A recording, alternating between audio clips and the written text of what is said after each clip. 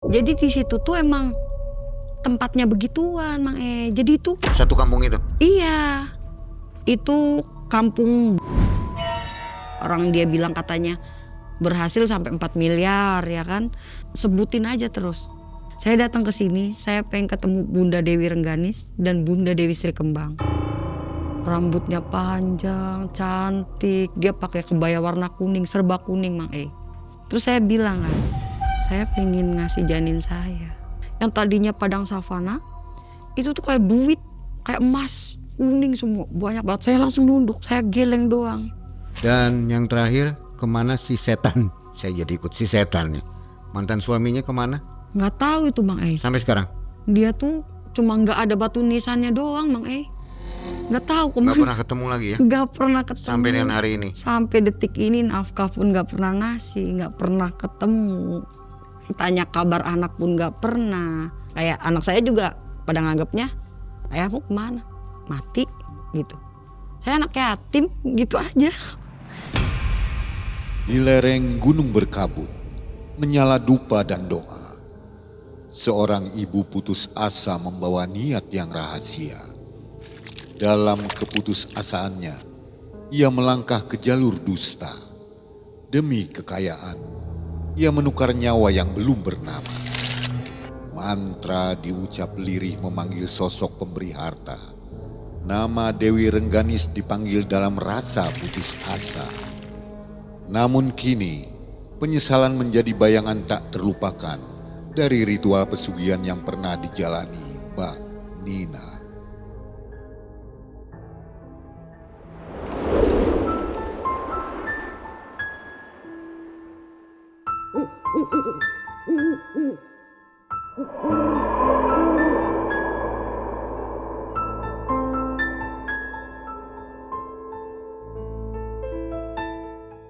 Assalamualaikum warahmatullahi wabarakatuh. Waalaikumsalam. Halo, apa kabar sobat malam mencekam yang ada di mana-mana? Ada di rumah, ada di jalan. Jumpa lagi bersama Mang E dan tim ya. Hari ini kita sudah kedatangan tamu narsum yang punya kisah tahun 2017. Namanya Mbak Nina. Mbak Nina dari Brebes. Apa kabar Mbak Nina? Baik Mang E. Sebelumnya banyak terima kasih sudah mau berbagi kisah di Malam Mencekam ya Mbak Nina. Iya. Jadi ngubungin adminnya lewat mana Mbak Nina? Lewat Facebook Mang E. Facebook? Iya. Bukan di YouTube ya? Bukan, di Facebook. Maksudnya kalau nonton di Facebook? Iya. Nggak di YouTube ya? Enggak, saya nonton di Facebook. Oke, jadi tua di Facebook. Sudah lama jadi subscriber Malam Mencekam? Udah lumayan lama. Udah sering nonton ya? Sering. Terus respon dari admin MM gimana tuh?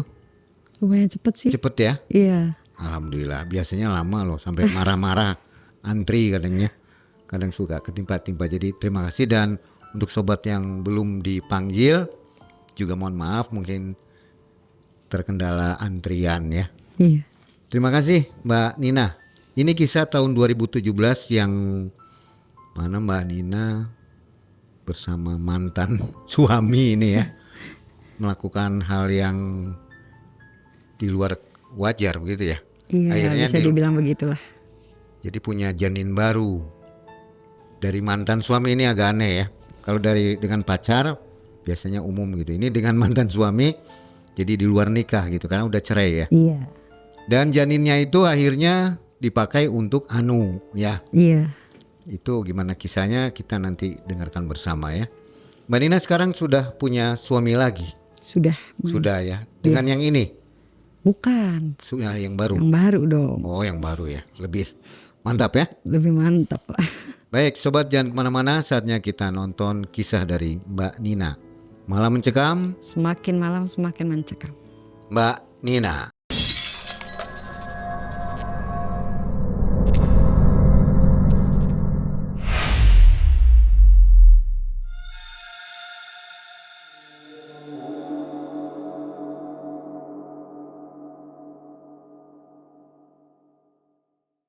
Jadi gini Mang E. Ceritanya itu dari tahun 2016-2017 lah. Itu tuh saya cerai sama suami saya Mang E. Tapi kita masih sama-sama sayang. Nah di situ kita mencoba buat ngomong sama mama untuk balikan lagi Mang E. Tapi di situ mama nggak boleh. Karena udah berkali-kali suami saya selingkuhin saya. Dan dia juga KDRT Mang E. Jadi setiap kali dia selingkuh, dia ketahuan. Saya yang dihajar, bukan saya yang menghajar tapi saya yang dihajar Mang E. Itu sering? Sering. Dalam seminggu berapa kali? Enggak sih, enggak dalam seminggu. Jadi kayak sebulan 2 kali apa 3 kali gitu. Sampai pas saya hamil anak kedua Mang E. Umur 7 bulan kehamilan saya itu. Saya benar-benar mempergoki dia sedang HB Mang E. Maaf, dia main tangan juga?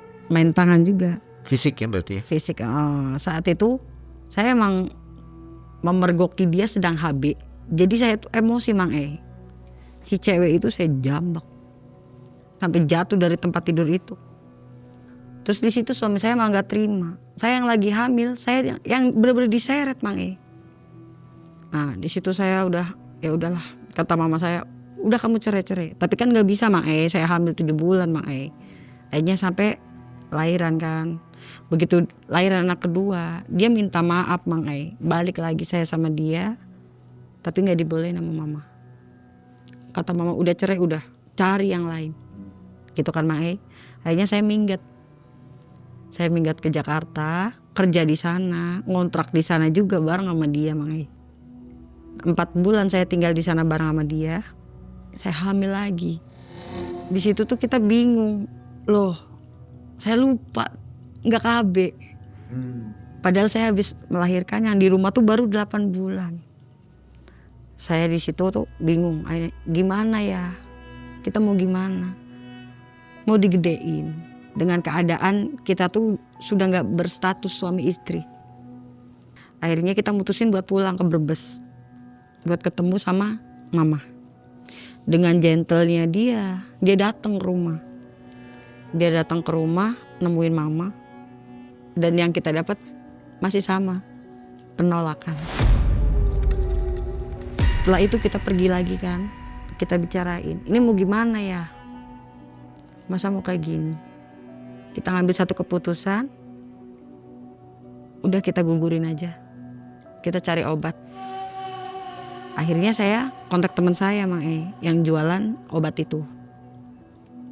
Saya disuruh datang ke kos-kosannya dia. Kita panggil Fani aja ya Mang E. Semua nama yang di situ udah saya samarin aja. Kita datang ke kontrakannya si Fani.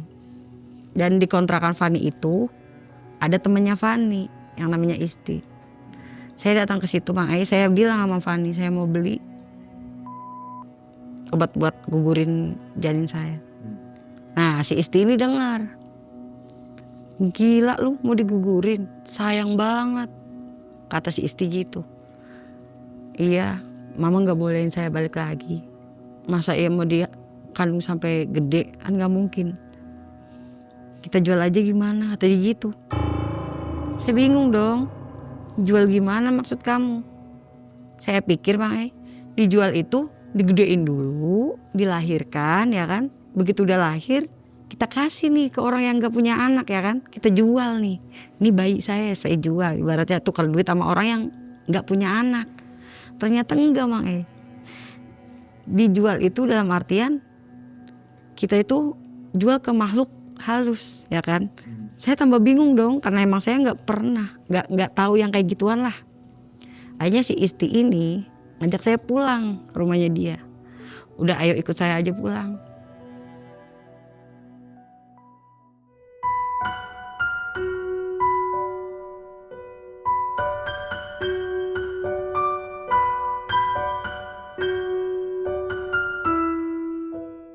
Akhirnya saya ikutlah si Isti pulang ke rumah. Ketemu sama bapaknya si Isti itu. Saya ditanya, hamil berapa bulan Nin? Begituin. Nggak tahu Pak. Saya cuma baru tahu di tes swab positif hamil. Cuma untuk berapa bulannya saya nggak tahu. Udah Is, bawa si Nina USG. Gitu kan, kata bapaknya si Isti nyuruh anaknya. Akhirnya saya dibawa lah sama Isti USG Mang E. Saya bilang sama si Isti, saya nggak pegang duit. Karena duit saya dipegang si setan itu, si mantan suami saya maksudnya. Akhirnya saya dibawa USG, udah saya aja yang bayarin, gak apa-apa. Setelah USG ternyata saya hamil 2 bulan 3 minggu, mendekati 3 bulan. Saya bilang lah Mang sama si bapak, 2 bulan 3 minggu Pak, masih bisa. Karena ternyata untuk ritual itu gak bisa lebih dari 4 bulan. Saya tambah bingung dong. Udah ayo berangkat sekarang. Kata si bapak begitu. Saya lebih bingung lagi dong Mang Saya tarik tuh si Isti. Maksudnya ritual apa? Maksudnya gimana? Ya kan? Lu gak ngejelasin ke gua ini mau ritual apa. Terus kata si Isti, gini loh, nanti di sana tuh kamu ritual. Kamu ketemu sama makhluk yang dia tuh bakal ngerawat anak kamu. Nanti ditukar sama duit. Bermiliar-miliar tadi gitu kan. Wah, dalam hati saya nih ya, anak saya bakal dirawat, saya dapat duit buat bahagiain anak saya yang di rumah, ya kan? Udah pikiran saya tuh ke situ aja. Akhirnya ya udahlah, ayolah. Daripada saya digedein juga orang tua saya nggak bakal nerima. Si setan juga pergi nggak tahu kemana, nomor HP-nya nggak aktif, lebih bingung lagi saya kan. Akhirnya malam itu kita berangkat, dadakan banget Mang Jam 8 malam kita berangkat. Prepare dari habis maghrib jam 8 berangkat ke Wonosobo kan. Kita ke sana. Tujuan kita ke Wonosobo ke Gunung. Abis dari situ di jalan itu nyampe Banjarnegara Mang Itu mobil berat banget. Sampai di tengah-tengah hutan si bapak itu turun. Ternyata bapak ngecek ban. Kenapa Pak?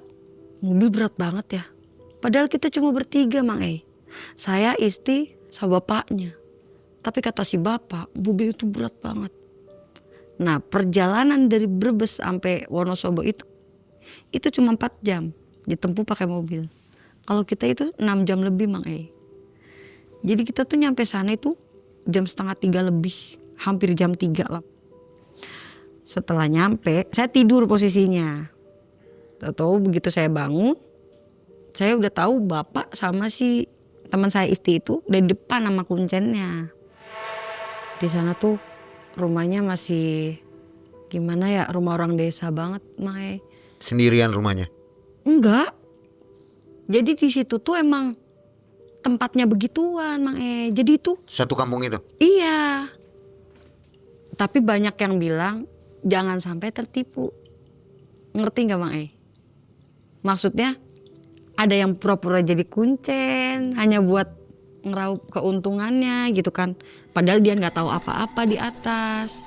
Padahal dia nggak tahu tempat-tempat ritual yang bakal ditemuin Dewi mana gitu loh. Apa nama kampungnya? Itu kampung. Saya turun dong dari mobil. Begitu saya turun jetrek, itu tuh ada kayak perempuan pakai baju kebaya hijau, serbet gitu, lewat depan saya tapi cepet banget. Astagfirullahaladzim, kaget dong saya.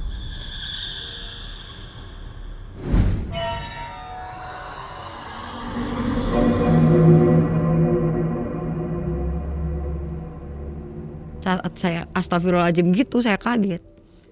Pak kuncennya nyamperin saya. Kenapa Dek? Ditanya Mang saya gitu. Ada perempuan Pak pakai baju hijau. Dia cuma senyum sambil bilang kamu disambut, katanya gitu.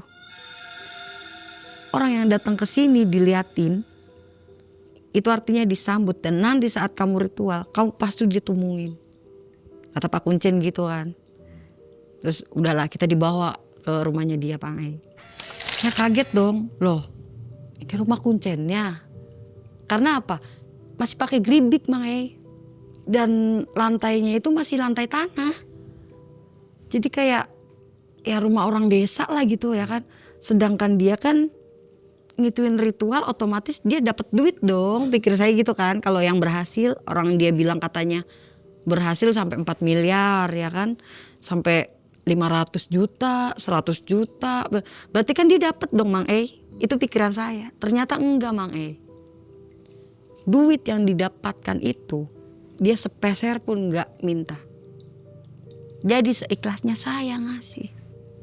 Dan untuk rumah dia nggak boleh direnov ternyata. Nggak boleh yang dibikin rumah bagus gitu gedung, nggak boleh. Pak Kuncennya bilang, rumah saya jelek ya Mbak. Saya cuma diem aja, masa saya mau bilang iya Pak jelek, kan nggak mungkin kan Bang Ei. Terus saya masuk nih, itu ternyata udah ada peserta lain yang mau ikut ritual. Itu ada mas-mas dari Ciamis. Kita duduk bareng kan di situ, sempet nanya-nanya juga. Kamu ngikut ritual apa? Kata saya gitu kan ke masnya. Saya mau jual umur, kata dia gitu. Saya yang baru seumur hidup baru tahu yang kayak gitu, saya sempet kaget makanya. Jual umur itu gimana maksudnya?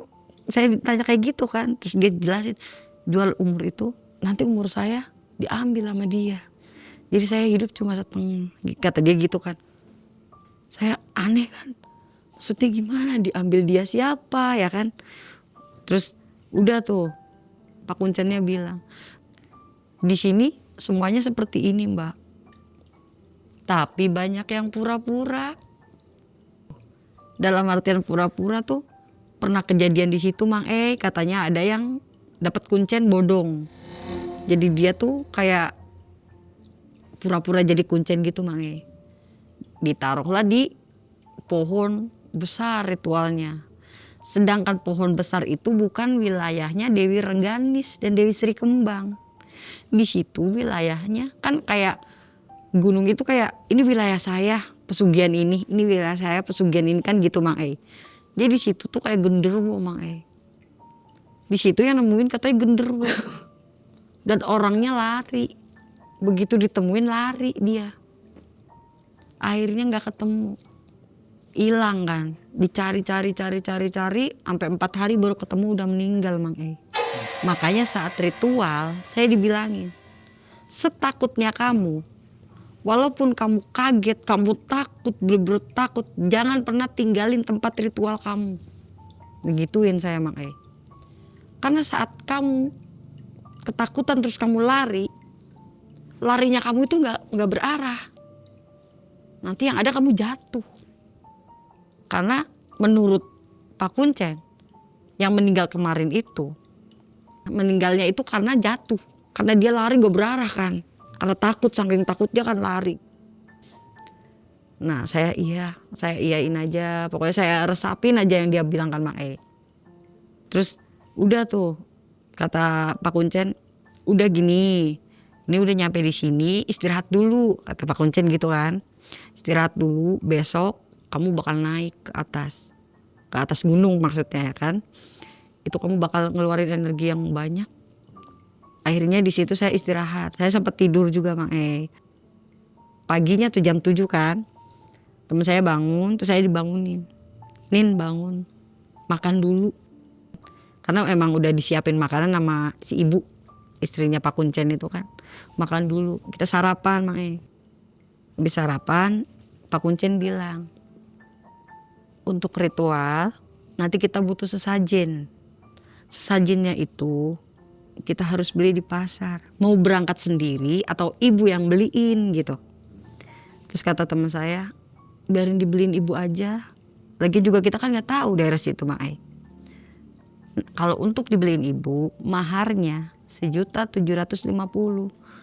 Kaget dong saya. Saya cubit teman saya Mak gue nggak punya duit, kata saya gitu kan. Udah lu diam aja, yang penting 30-70. Nanti pas kamu berhasil, maksud dia, saya 70%, dia 30% gitu. Jadi dia yang modalin makanya. Terserah lu deh, kata saya gitu kan. Akhirnya dia ke ATM ngambil duit itu, dikasih lah sama Pak Kuncen. Sekitaran jam 10-an siang itu, ibu pulang dari pasar. Bawa ayam, bawa banyak banget lah belanjaannya Mang Terus Pak Kuncen bilang, untuk ritual nanti Nin, kamu harus sembelih ayam sendiri. Hah? Saya takut Pak sama ayam Pak, kata saya kan. Emang bener-bener saya takut. Saya gak berani Pak megang ayam Pak. Kalau kamu gak berani nanti dipegangin sama bapak.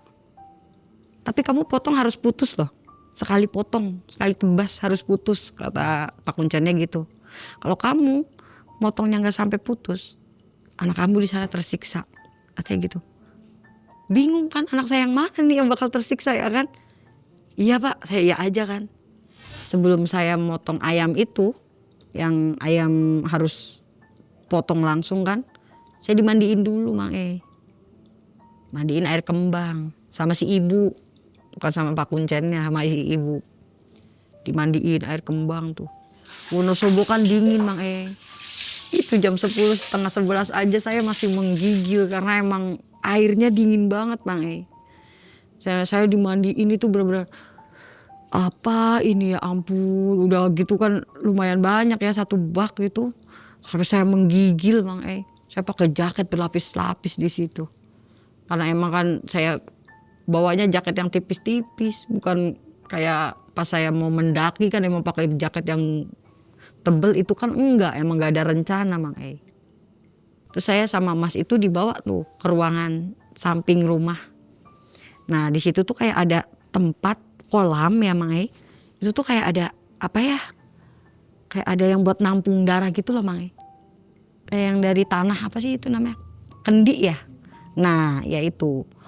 Nah, di situ jadi tuh ayam diginiin Mang Saya tuh sekali tebas harus benar-benar tuh ayam itu kepala putus. Jadi di situ tuh saya baca bismillah 3 kali langsung potong. Saya bismillahirrahmanirrahim, bismillahirrahmanirrahim ya kan. Saya tuh langsung potong. Alhamdulillahnya benar-benar potong. Jadi itu tuh nggak tahu pisaunya benar-benar itu banget. Potong langsung, benar-benar potong 1 kali itu doang. Nah itu darahnya ditaruh di kendi itu kan Mang Itu yang nanti saya bawa ke atas. Ayamnya dibikin ayam bekakak. Itu juga yang saya bawa ke atas. Nah itu ayam bekakak penuh. Itu nanti pertanda itu janin saya. Itu yang nggak boleh hilang kata Pak Kuncen Mang Setelah saya motong ayamnya itu, nah ayamnya itu dibawa sama si ibu kan. Saya ditaruh lagi di ruangan tamu itu, dikumpulin lagi, dikasih wejangan lah. Kamu itu hamil Dok. Nanti naik ke atas itu, kamu bawa sesajennya itu, beratnya itu 5 kiloan Dok. Nggak boleh dibawa sama siapapun, harus sama kamu. Karena itu punya kamu. Kamu kayak bawa janin, kayak bawa bayi gitu. Itu harus kamu yang gendong. Impossible dong Mang hamil 3 bulan naik gunung, ngegendong carrier. Berat banget itu Pak, kata saya kan. Enggak bakal berat, kata Pak Kuncen. Nanti sebelum kamu melangkah naik, kamu itu harus ngomong. Bunda Dewi Rengganis, Bunda Dewi Sri Kembang, saya mau ke atas, tolong bantuannya. Setiap langkah kamu harus baca itu, ngomong itu. Berapa jam perjalanan? Itu saya berangkat jam 1 nyampe maghrib. Jam 1 siang? Iya. Sampai maghrib? Nyampe maghrib. 6 jam ya? 6 jam naik gunung. Itu saya harus bilang Bunda Dewi Rengganis, Bunda Dewi Sri Kembang, saya mau ke atas, mohon bantuan. Di setiap jalan saya harus ngomong seperti itu. Saya lakuin Mang Habis juhur itu kita makan dulu kan. Setelah makan dibilang lagi sama Pak Kuncen, siapa yang mau ikut naik ke atas? Ditanya lah teman saya sama bapaknya. Saya nggak ikut Pak, kata bapaknya kan. Terus yang nemenin adik siapa? Saya sendiri aja Pak, kata saya gitu kan. Emang saya udah bener-bener nekat banget. Karena kepepet, takut, udahlah saya yakin gitu kan. Teman saya juga kan nggak ikut. Nah kita naik ke atas itu jam 1 berlima Mang Pak Kuncen, saya sama Mas yang mau ritual itu yang dari Ciamis. Kalau dia bawa temennya 2. Temennya Mas itu 2 orang ikut naik. Jadi ada yang bantu-bantu lah, ibaratnya kayak saya mau nanjak gitu kan. Agak susah jadi dibantuin gitu loh Mang Sekitaran jam 1 itu kita berlima naik ke gunung itu Mang Nyampe sana itu jam 6 maghrib. Karena kita nyampe base camp, ternyata di sana ada base campnya. Gubuk kecil di atas gunung itu kayak ya sekitaran kecil lah, 2x1 lah. Pokoknya cuma buat kita neduh doang sih soalnya.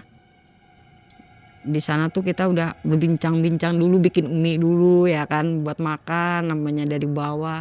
Tapi itu tas nggak boleh lepas. Jadi tas tuh masih harus digendong gitu loh Mang nggak boleh dilepas ditaruh. Berat kan. Udah saya tuh duduk sambil kegendong tas itu. Bikin mie, bakar-bakar kayu ya kan biar hangat karena emang dingin banget di situ.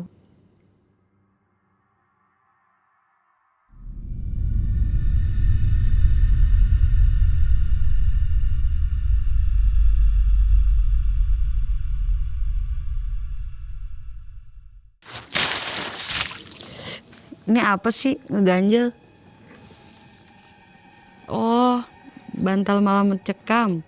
Semakin malam semakin mencekam. Empuk banget nih. Setelah bakar-bakar aku dikasih arahan kan sama Pak Kuncen. Nanti jam 10 kita turun. Hah, dalam hati gila aja loh. Baru nyampe udah mau turun. Saya pikir turun ke bawah lagi. Ternyata enggak Mang Gunung itu berdampingan dengan gunung. Di antara gunung dan gunung itu ada kawah di bawahnya. Nah itu tuh kering loh Mang Jadi biasanya rawa itu ada airnya tuh 1 tahun sekali di situ. Sekarang kering, bener-bener lagi kering ya kan, nggak ada airnya. Kita turun ke situ dari jam 10. Cuma bertiga. Saya masih sama ritual dan sama Pak Kuncen kan.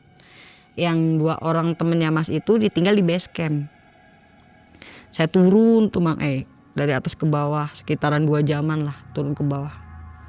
Nah nyampe di bawah, sebelum nyampe di rawa itu ya kan, saya dikasih lihat. Itu di sebelah sana ada Mbak. Dia lagi ritual juga. Tapi dia udah 2 malam di situ.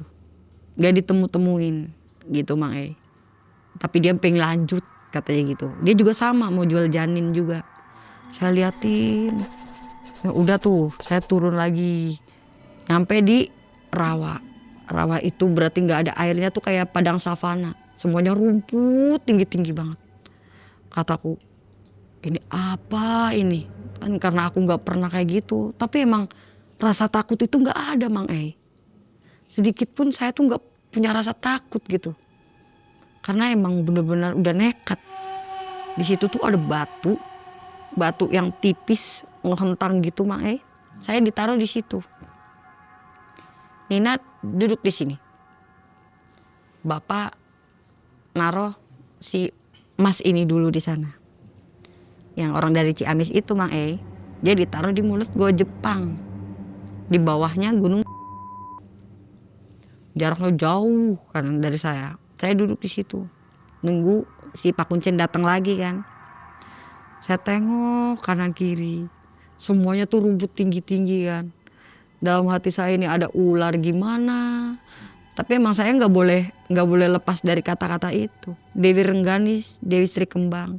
Saya datang. Saya pengen bertemu. Itu nggak boleh lepas.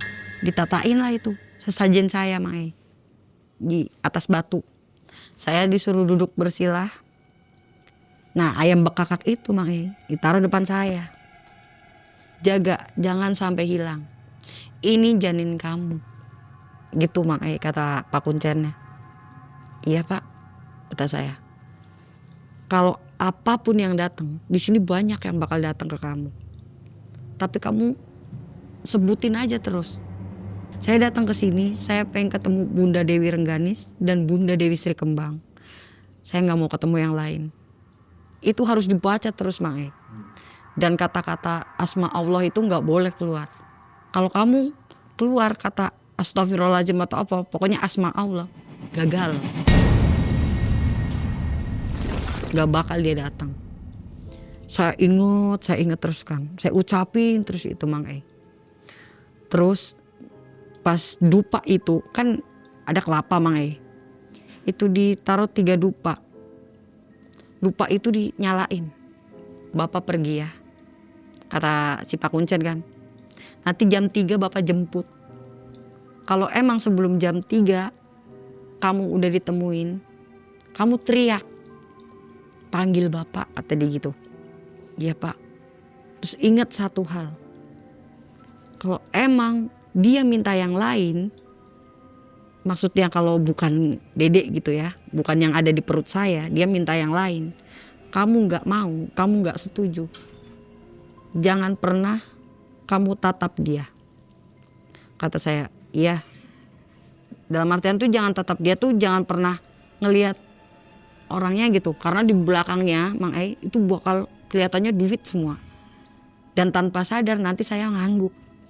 Saat saya mengangguk berarti udah deal, kata Pak Kuncen gitu. Ntar yang diambil yang dia mau. Iya Pak, kata saya kan. Akhirnya saya ditinggal. Setelah ditinggal, lupa itu tinggal setengah Mang E. Ada kayak babi di belakang saya. Wah udah, bang apa nih yang datang nih? Aduh apa nih? Tapi saya tetap nyebutin Bunda Dewi Rengganis, Bunda Dewi Sri Kembang. Saya mau ketemu, saya nggak mau ketemu yang lain. Terus saya sebutin itu. Babi itu lari ke depan saya, sana lari, gede banget Bang E. Yang kedua monyet Bang E, monyet gede banget. Saya nunduk aja. Itu kalau saya nggak nekat mungkin saya lari. Bener-bener serem banget itu monyetnya, gede banget. Saya terus nyebutin itu, terus dia pergi. Saya nyebutin itu sambil natap ayam. Ayam itu nggak boleh hilang Mang E. Kalau ayam itu sampai hilang, janin saya hilang, saya nggak dapet apa-apa. Kata Pak Kuncen gitu kan. Saya sambil natap ini. Yang terakhir itu tikus. Tikus segede bocah 5 tahun. Bener-bener di depan saya.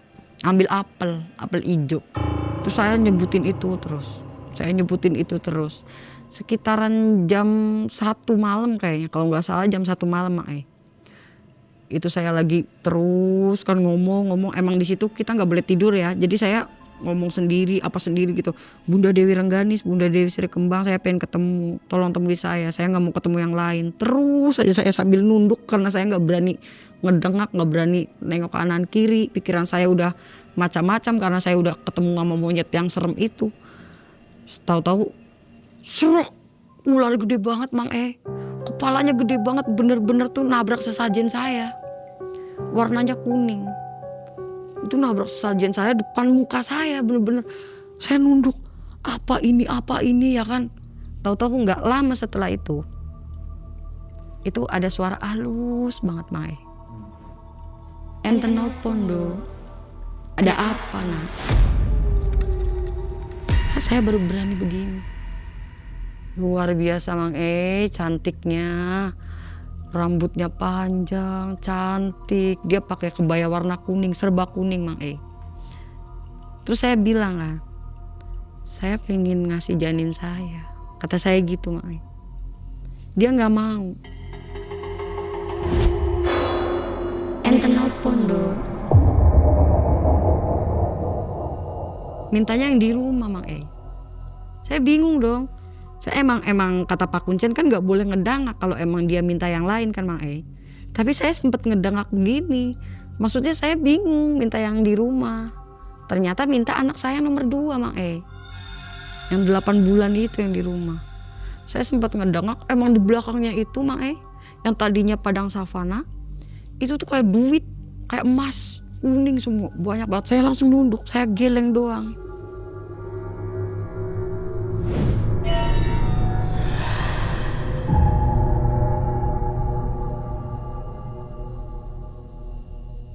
Ya wis wangsul, suruh mulih pulang.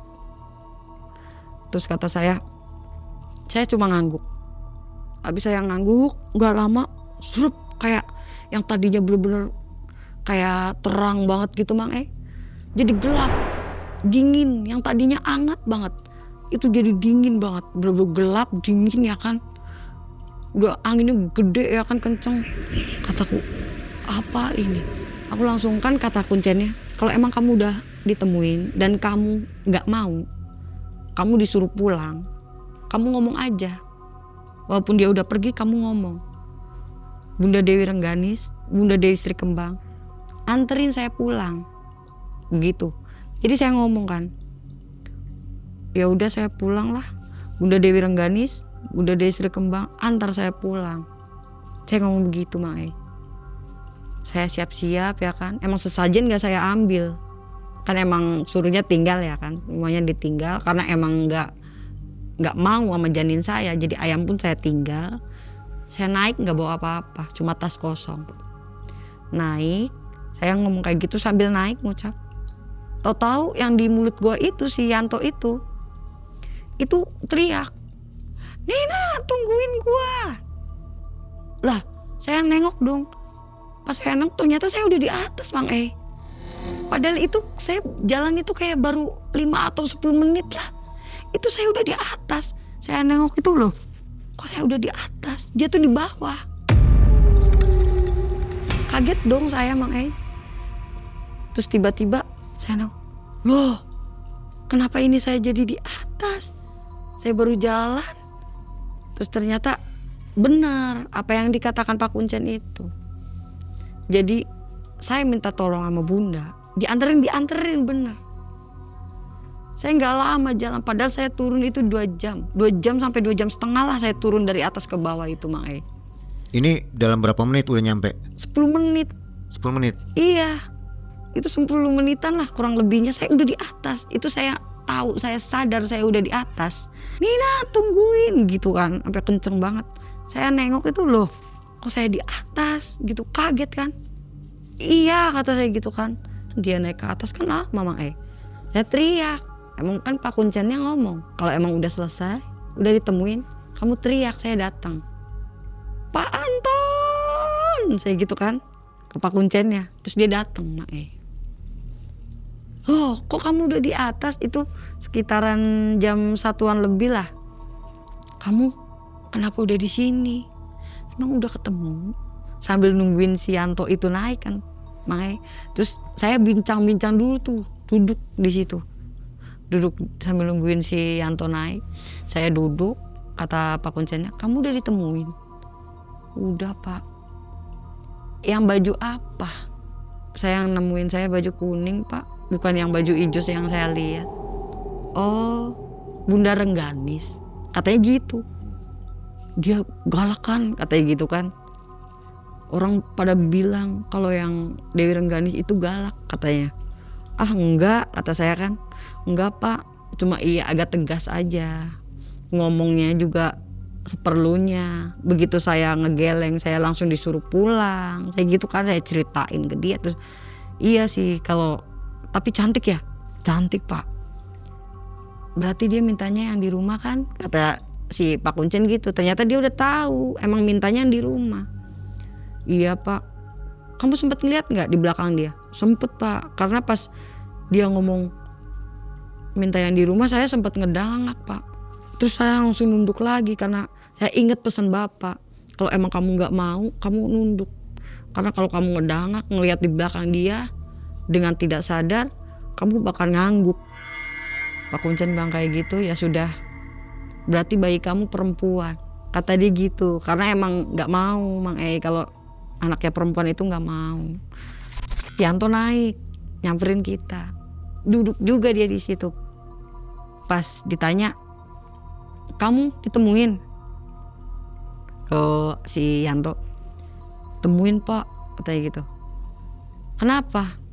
Berhasil gak?" "Enggak Pak, yang diminta ibu saya," katanya gitu Mang. Jadi dia tuh mintanya ibunya. Ternyata Mang kalau seperti itu yang diminta itu orang yang ada di hati sama pikiran kita saat kita ngelakuin ritual. Karena emang kebetulan saya pas ritual itu yang ada di pikiran saya itu saya pengen cepet pulang, saya kangen sama anak saya yang kecil, yang bayi ini. Saya bener-bener kangen. Jadi di pikiran saya itu yang saya pikirkan itu anak saya yang di rumah yang bayi, anak saya yang di rumah yang bayi. Dan yang si Yanto ini pun sama Mang. Dia juga yang dipikirin, dia pingin bahagiain ibunya, dia pingin berangkatin ibunya haji, dia pingin bikin ibunya bahagia lah. Ternyata yang ada di pikiran kita yang bakal diminta, yang ada di pikiran kita yang bakal dibahagiain, yang malah akan diminta sama si Dewi ini. Akhirnya kita mutusin buat pulang ke base camp. Setelah kita pulang ke base camp, si Pak Anton ini nyusulin yang ritual yang udah 3 hari nggak ditemuin Mang Didatengin, dibawa juga ke base camp kan. Sampai di base camp kita didudukin ya kan. Pak Anton ini ngomong ke yang ritual udah 3 hari itu, kamu ada masalah apa? Kenapa sampai 3 hari sampai nggak ditemuin sama Dewi? Sedangkan Nina sama si Yanto dalam 1 malam langsung ditemuin. Ternyata Mang dia pipis di dekat sesajen itu. Emang kita boleh saat kita ritual, kita kan pengen pipis, namanya dingin ya kan. Kita boleh, tapi harus menjauh, agak jauh dari sesajen. Kalau dia tidak, jadi dia tuh pipis deket sama sesajen. Ya makanya itu Dewi Rengganis atau Dewi Sri Kemang itu nggak mau datang. Udah kita turun aja, diajaknya turun kan. Nah kita nunggu pagi tuh, kita sempat masak mie dulu ya kan, ngomong-ngomong. Ternyata di situ yang muncul cuma 1, Dewi Rengganis itu Mang Jadi begitu Dewi Rengganis habis temuin saya, dia datang ke si Yanto yang dia minta ibunya. Makanya si Yanto nggak mau, nggak dikasih, karena si Yanto itu mau jual umur buat ngebahagiain ibunya. Kenapa ibunya yang malah mau diambil gitu loh. Kita bincang-bincang, kita ngopi, kita makan. Abis itu 5:30 pagi kita turun, mutusin buat turun. Udah ready semua, udah ayo kita turun aja, kita istirahat di rumah bapak tadi gitu kan. Turunlah kita, turun dari jam 6 itu kita nyampe itu 12:30 lah, nyampe rumah si bapak. Saya mandi, habis itu dibilangin kan, kamu ditemuin, kata bapaknya si Isti kan. Ditemuin Pak, tapi mintanya yang di rumah. Loh, kok begitu Pak? Maksudnya ngomong sama Pak Anton. Bapaknya Isti tanya, kenapa minta yang di rumah Pak? Kan emang dari sini kan niatnya mau jual yang di perut, kenapa yang diminta di rumah? Dikirain bapaknya Isti tuh kita salah mantra apa gimana gitu Mang Akhirnya Pak Anton ngejelasin, apa yang dia pikirkan saat ritual itu yang bakal diminta gitu loh Mang Dan si Nina ini anaknya perempuan, jadi bunda nggak mau, bunda minta anak laki-laki, kalau perempuan nggak mau, dibilang gitu. Jadi walaupun saya mau nyerahin janin saya, tapi pikiran saya yang di rumah yang diminta. Yang ngeluarin duit kan Isti ya Mang Tadinya sih pertama nggak apa-apa Mang ya udahlah, yang penting kamu udah usaha. Itu kata bapaknya Isti. Ternyata apa Mang dari si istrinya nagih Mang dihitung utang aja ya gitu ke saya. Dalam hati saya kan, terus saya naik gunung, saya ritual, itu apa sih buat maharnya malah dihitung utang. Ya udah, tapi saya bayarnya nyicil ya, terus saya gitu kan. Orang saya lagi susah malah dihitung utang. Saya juga nggak pengen kan kayak gitu Mang aja ya udahlah. Udah di situ setelah bersih-bersih, makan juga, jam 3 habis asar lah. Habis asar kita mutusin buat pulang Mang Jalan tuh aku tuh kayak orang linglung gitu.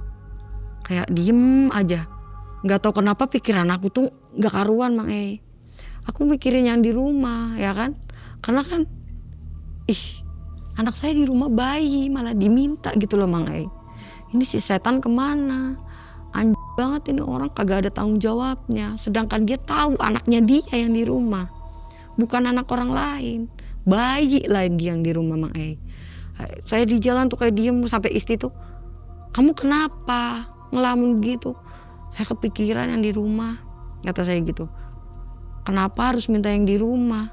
Kata saya kan, udah kan kamu udah nggak mau, udah nolak, udah ntar abis ini kita pulang ke rumah. Saya nggak mau, saya takut. Padahal perut saya masih kecil Mang tapi saya takut, nggak berani pulang ke rumah. Akhirnya saya mutusin buat di rumahnya Isti. Kebetulan dari ibu sama bapaknya Isti itu baik banget.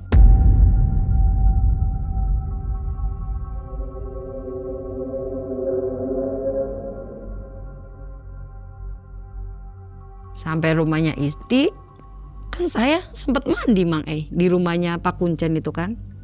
Jadi ganti semua kan baju saya Mang. Saya pakai celana, kebetulan celana jeans saya bawahnya saya tekuk jadi 2 Mang.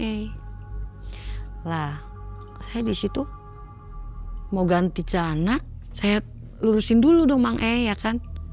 Itu ada kelabang gede banget, segede gini, panjang. Tapi kelabang itu hidup, tapi nggak mau pergi gitu, diem aja. Saya gini-giniin kan pakai apa sih, sapu gitu Mang. Dia tuh hidup tapi nggak pergi. Dia tuh kayak natap saya terus gitu kan. Aduh, apalagi ini? Saya bingung. Ini kelabang ngapain lagi? Akhirnya dibuang nih, diambil sama bapaknya Isti. Dibawa ke belakang pekarangannya dia. Kebetulan belakang pekarangannya dia tuh kali besar Mang. Dibuang ke situ. Semenjak kejadian itu Mang, entah dari gunung itu, entah dari mana Mang, saya itu bisa ngeliat. Jadi bisa ngeliat yang orang lain gak bisa lihat gitu loh Mang. Posisinya saya hamil juga, agak serem juga kan Mang. Saya pergi nih malam sama Isti. Ayo kita ke Tegal. Berangkat habis maghrib Mang. Jalan. Kan kita dari Jatibarang Mang. Kita lewatnya Selawi kan. Jalur Selawi, Jatibarang ke Selawi itu kan sawah semua Mang. Maksudnya desanya itu sedikit, kebanyakan sawah kan Mang. Di atas saya terbang itu perempuan. Saya lihat dari spion kan, karena saya yang bawa Mang. Loh, itu siapa? Saya pikir kerudung teman saya, tapi teman saya nggak pakai kerudung. Saya lihat lagi, astagfirullah, kata saya. Is, lu lihat ke belakang, kata aku gitu kan. Apa sih, kata Isti? Nggak ada apa-apa. Lu lihat ke belakang. Tapi saya sambil ngebut, sambil tangan saya tuh gemeteran karena emang bener-bener jelas banget. Mukanya rusak, hancur, bener-bener hancur. Itu jadi ngikutin di belakang saya.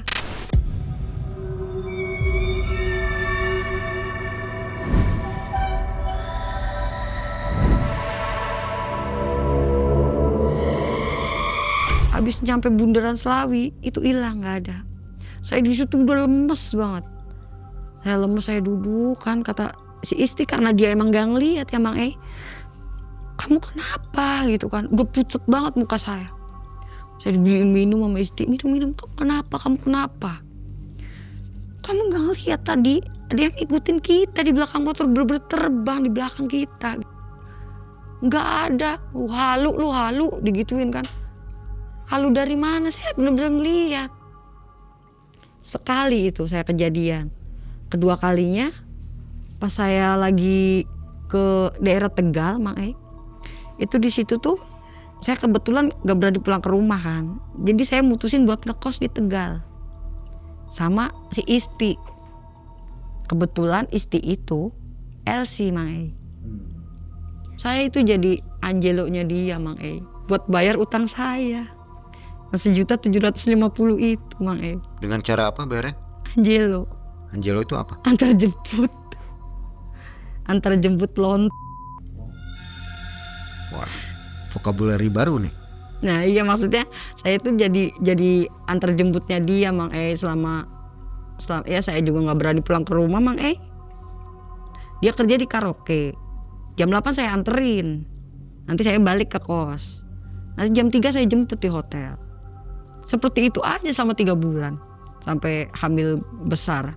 Jadi saya di situ jadi ya antar jemput dia kerja lah Mang. Semuanya itu saya lihat. Dari mulai yang jadi kayak saya berinteraksi biasa gini kayak orang, saya ngelihat orang gitu, emang kayak di sekitar kita itu emang ada, bener-bener ada.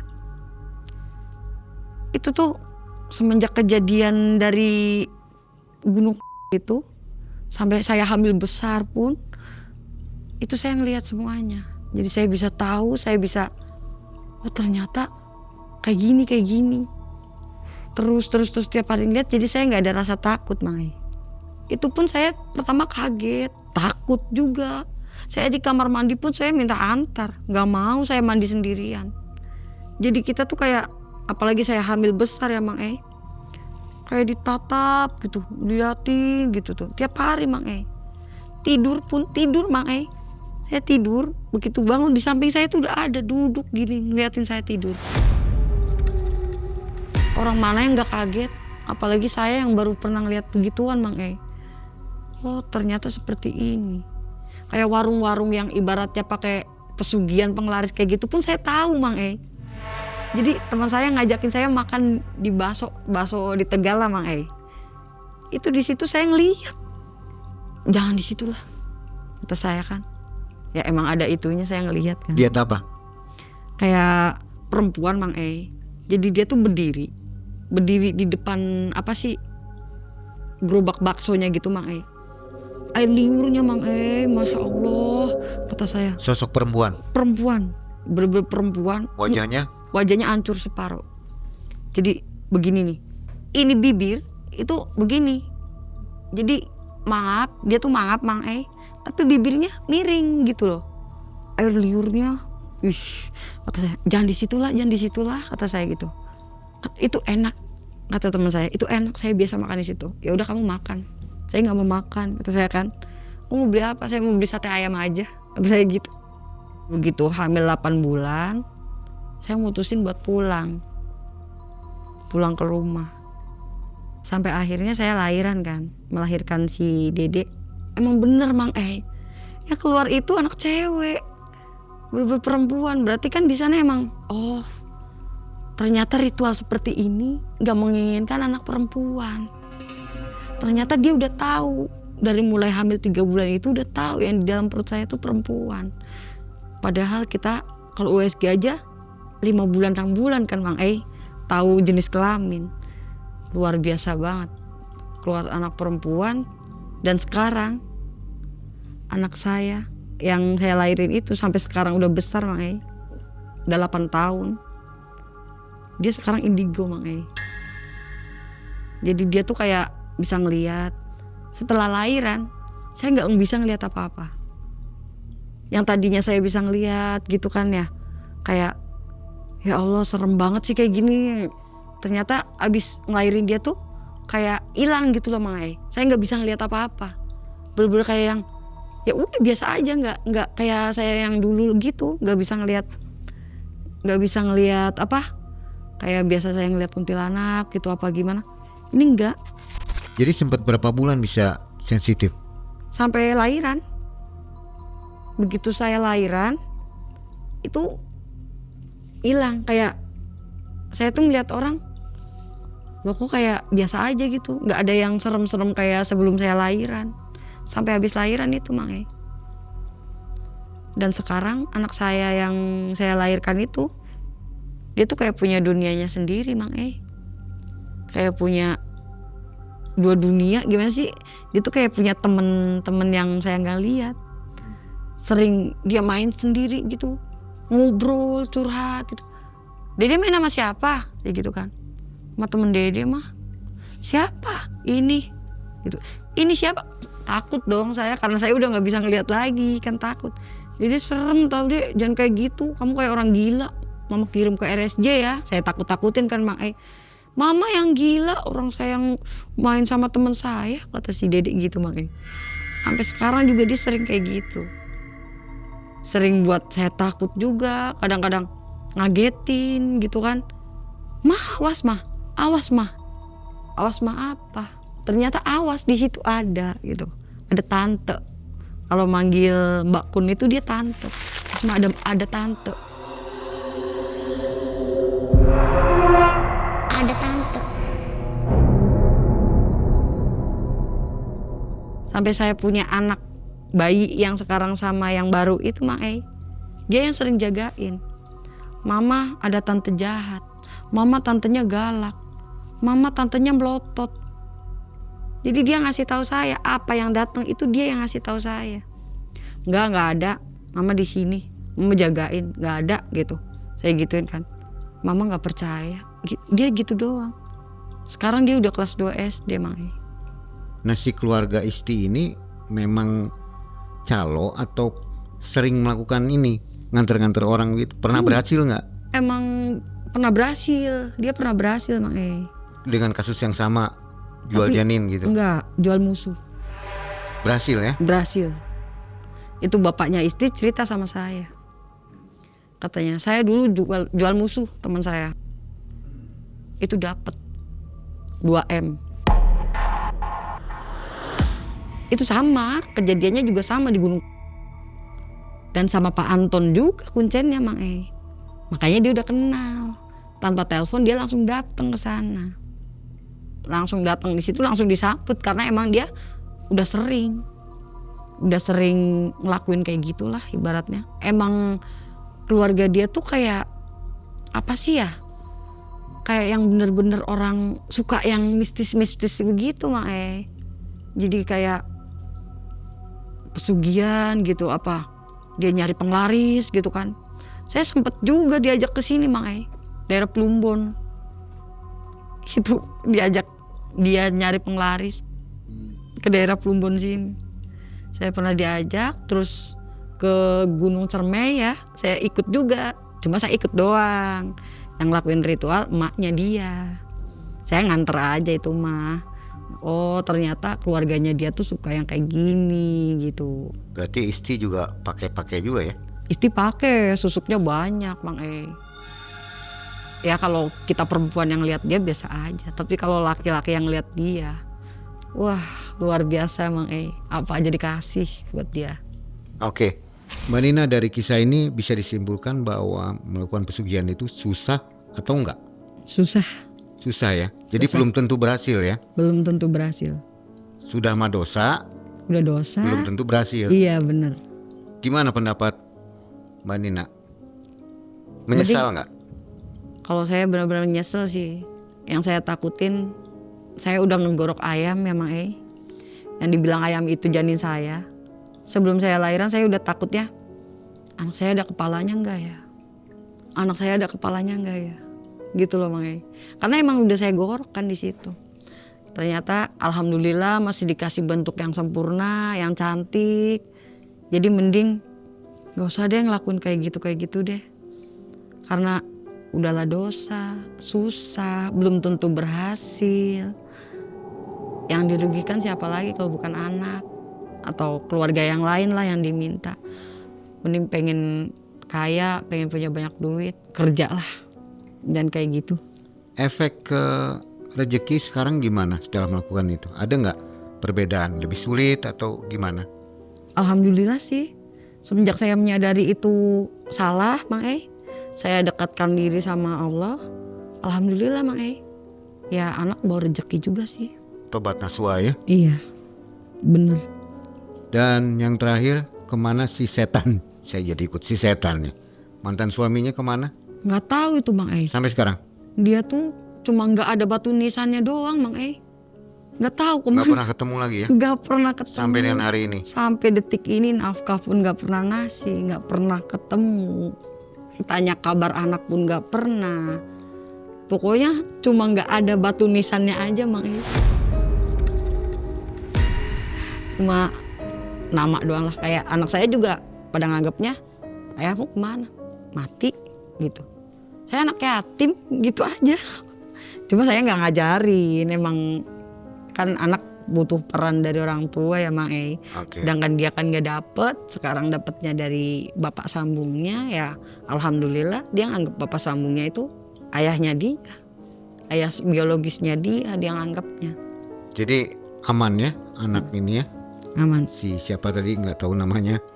Semuanya dirangkul oleh suami yang baru. Iya, Kasih sayangnya bagus ya. bagus. Syukur, Alhamdulillah. alhamdulillah. Mbak Nina lari dari pernikahan yang mematahkan hatinya. Namun luka lama menempel lebih kuat dari segalanya. Kehamilan setelah perceraian membuatnya gentar. Hingga ia memilih jalan gelap yang menuntunnya pada ritual kelam di puncak gunung yang dibalut kabut. Sosok Dewi Rengganis datang dengan pesan bahwa yang ia inginkan bukanlah janin yang sedang dikandung olehnya, melainkan anak pertamanya. Ritual itu runtuh sebelum dimulai, menyisakan rasa syukur karena takdir masih melindungi nyawa kecil yang hampir diserahkan ke tempat yang tidak seharusnya. Info untuk sobat semua yang belum mencet tombol gabung dan belum masuk ke member area, silakan jalan-jalan di situ untuk nonton kisah-kisah yang tidak ada di video regular ya.